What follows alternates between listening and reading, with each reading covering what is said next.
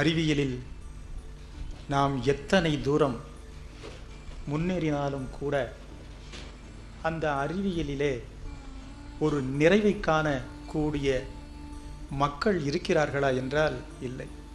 அணுவை அறியக்கூடிய ஒரு அணு விஞ்ஞானியும் அணு வேறு தான் வேறு என்ற நிலையிலே அணு ஆராய்ச்சி செய்கிறார்.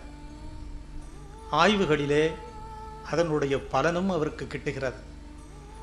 ஆனால் மெய்ஞானம் அணுவை ஆராய்ச்சி செய்கின்ற அந்த விஞ்ஞானியை அணுவிற்கு உள் இருக்கின்ற அந்த ஆற்றல் நீயே என்பதை அது உணர்த்துகிறது.